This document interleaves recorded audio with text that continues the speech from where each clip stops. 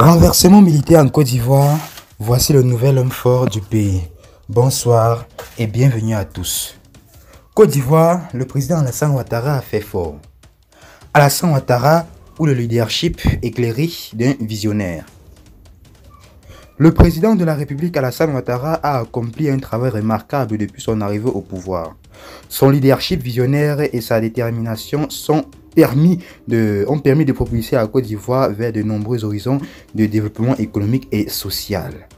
Tout d'abord, grâce à ses politiques économiques prudentes et sa gestion rigoureuse des finances publiques, le président ivoirien a su redresser l'économie ivoirienne. Sous sa direction, le pays a connu une croissance solide et soutenue, 6,7% en 2022, attirant cependant les investisseurs étrangers et stimulant la création d'emplois.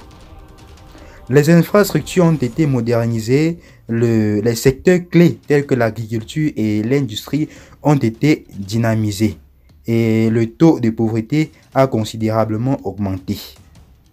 Notons qu'en 2011, le taux de pauvreté était de 51%. En 2028, cela passe de 39,4%.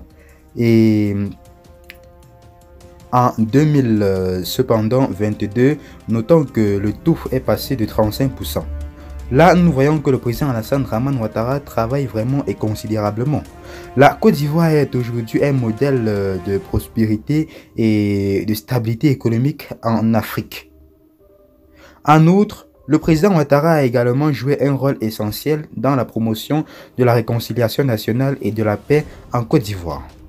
Après une décennie de crises politiques et de conflits, il a cherché à réconcilier les différentes composantes de la société ivoirienne et à favoriser l'unité nationale, les initiatives de justice et de réparation, ainsi que la réforme visant à renforcer l'état de droit, ont contribué à instaurer cependant un climat de confiance et de stabilité dans le pays. Grâce à ces efforts, la Côte d'Ivoire a réussi à tourner la page des violences passées et à construire un avenir pacifique pour ses citoyens.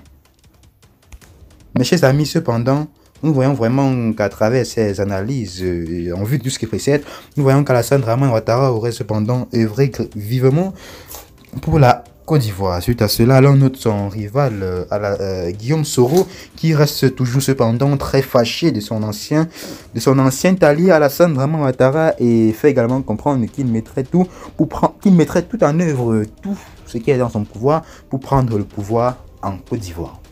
Vous, qu'en pensez-vous de cette situation? Faites-le nous savoir dans les commentaires pour qu'ensemble nous puissions analyser la situation et mieux la comprendre. Et à tout à l'heure pour une nouvelle partie d'information. Bye bye.